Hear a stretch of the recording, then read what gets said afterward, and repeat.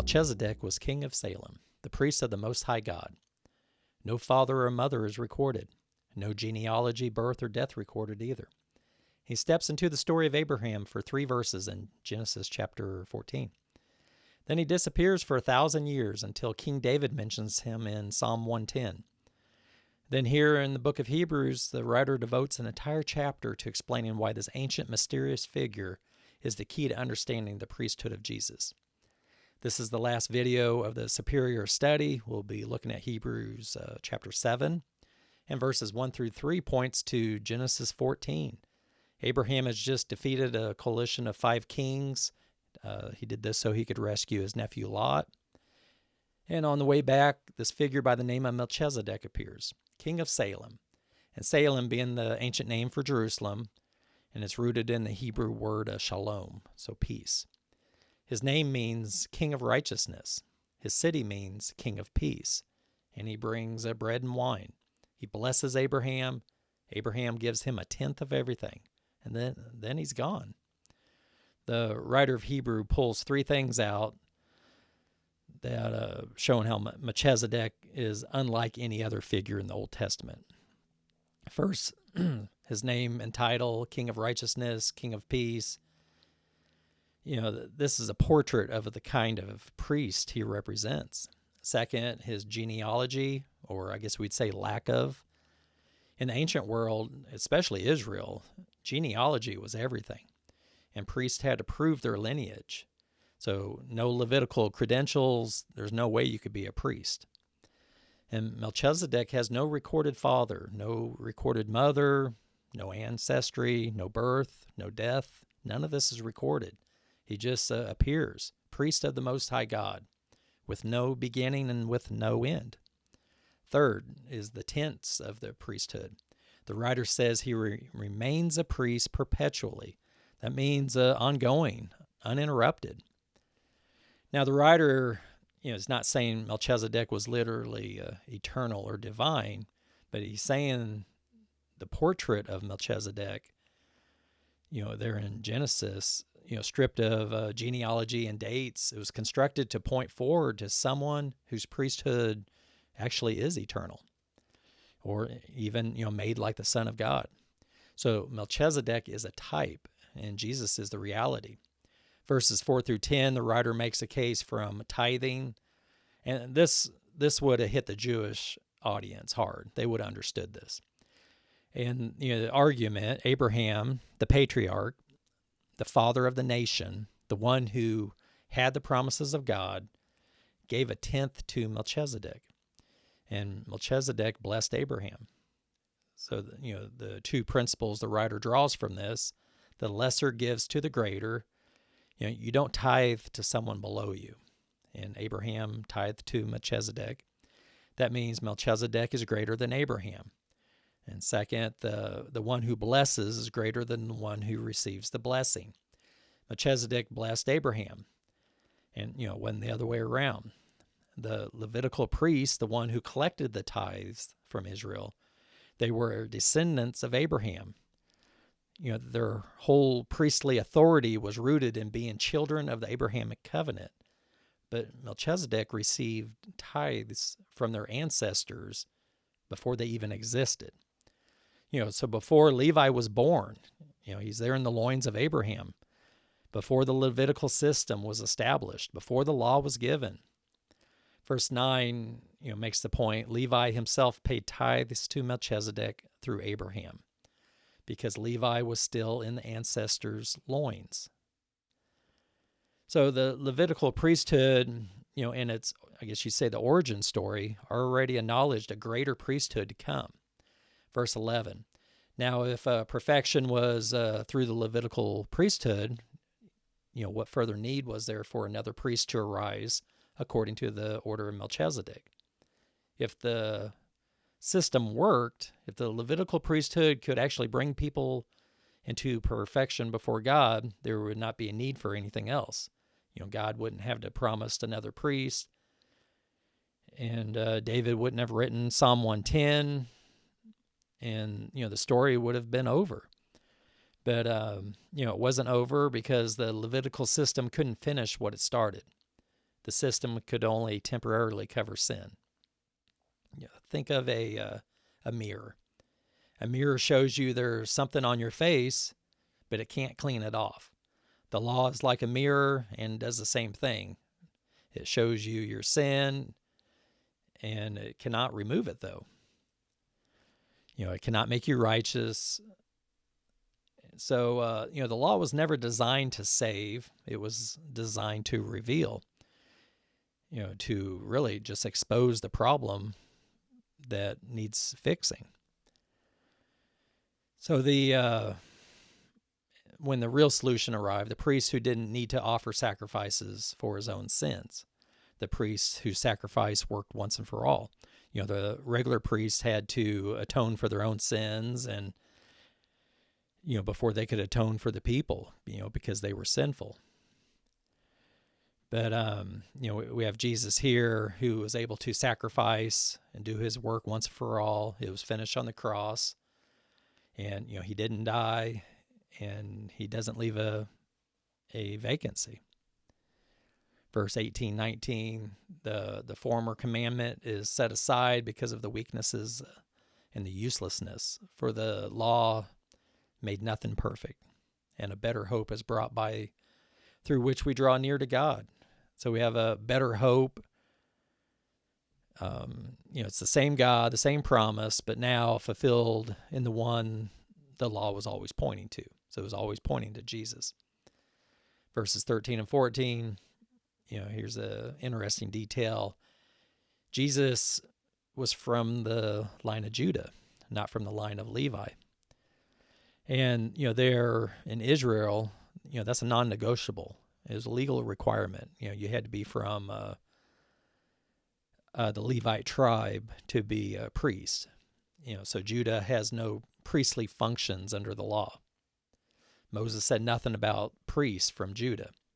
So on paper, Jesus has zero legal qualification to be a priest, we'll say under the Levitical system.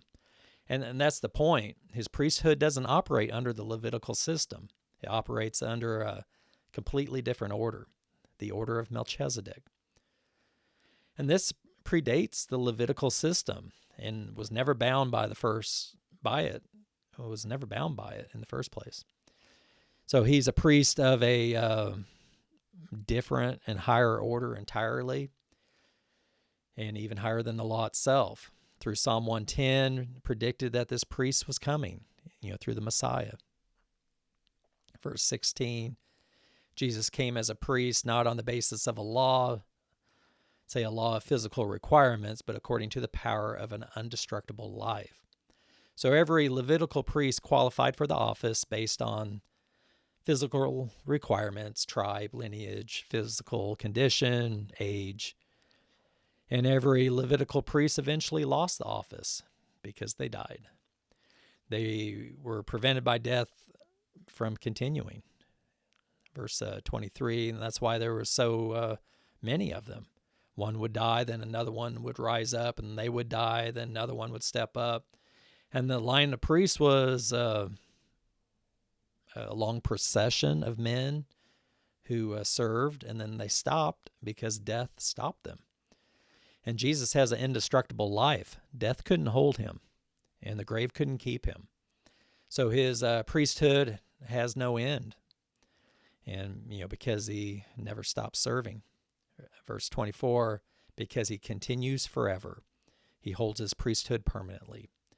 And so that means without interruption or even vacancy, he's always your high priest. Right now as you watch this, he's in the presence of God, representing you, interceding for you, holding your case before the Father. He's defending you. Verse 25, this is I guess you'd say the theological summit of the entire series. Therefore, he is able also to save forever those who draw near to God through him, since he always lives to make intercession for them. So he always lives to make intercession for you, to draw near to those who accept him personally.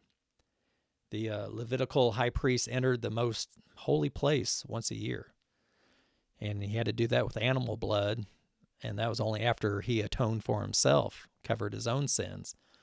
And then that offering that he did there covered for 12 months at a time. So annually they had to go back. So they had to return each year.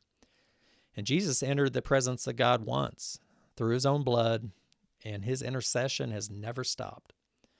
And, present tense and ongoing, he always lives to make intercession.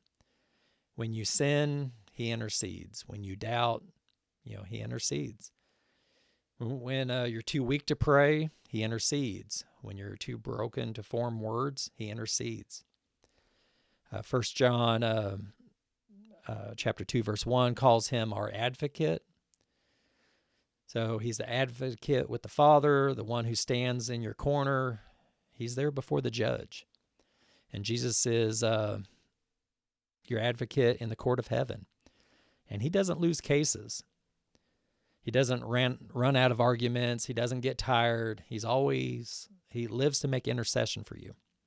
Verse 26 to 28, the writer closes with a description of the high priest we actually need, and then shows that Jesus is exactly that: holy, innocent, undefiled, separated from sinners, exalted above the heavens. No Levitical priests ever fit that description. Every one of them was a sinner who needed to atone before they could make atonement. They were taken from among men, which meant they shared every limitation and weakness of men. And but Jesus did share our humanity. He was tempted, tired, tested, and he went through it all, but without sin. And now he's exalted above the heavens in the very presence of God, in the permanent session as your high priest. And he doesn't need to offer daily sacrifices. He offered himself once there on the cross, once and for all. It is finished. The Levitical system was built on repetition because the sacrifices were insufficient. Every repeated sacrifice was an admission that the last one didn't do its job, and Jesus finished the job. One sacrifice, complete, permanent, never to be repeated. Verse 28, the law appoints weak men as high priests. The oath of God sworn in Psalm 110 points to a son. And it made him perfect forever. And that's the contrast of the entire series of what it's been building towards. Weak men appointed by the law, serving temporarily, offering insufficient sacrifices, dying, leaving vacancies, versus the Son, appointed by the divine oath, serving permanently, offering the final sufficient sacrifice. And he's always living to intercede for you. So there is no comparison. Jesus is not a better version of the Levitical system. He's the end of it and the fulfillment of everything it pointed to. So here in conclusion, of the 7 lessons that we've done, we've seen one argument: Jesus is supreme. So he's superior to the prophets. He is God's final word, superior to the angels because the angels worshiped him, superior to Moses because Jesus built the house Moses served in. He offers true rest. It's entered by faith and not by effort. And he's the great high priest, fully human, without sin, appointed by God. He calls you to maturity so you can eat the solid food and, to get off the milk. And, he's your eternal priest forever, according to the order of Melchizedek. And he's always living to make intercession for you. So here's the question the entire series has been pressing towards. Are you living like Jesus is actually supreme in your daily life? Are you resting in his finished work? Or are you still striving? Also, are you pressing toward maturity or coasting, just coasting on the basics, drinking the milk of the word? Are you drawing near to the throne of grace because you know the one interceding there? He knows you by name. And Hebrews was written to people under pressure. People being told to add something to Jesus, to add the law back in, add the priesthood back in, add the old system back in. And the writer answers, across these 7 chapters we've looked at, it's the same answer for us today. You don't add to the final word of God. You don't supplement the once and for all sacrifice. You don't improve on intercession of the eternal high priest. So Jesus is not the beginning of your religious system. He's the whole thing. And that's the Superior series, but that's only part one of the Sufficiency trilogy. The next series focuses on the sufficiency of Jesus and his complete sacrifice. And I have a free PDF that I can send you, or you can actually purchase the physical journal to write in if you like. So I'm Brian Hill. If it's been useful, be sure to share it, subscribe. And so thanks for watching.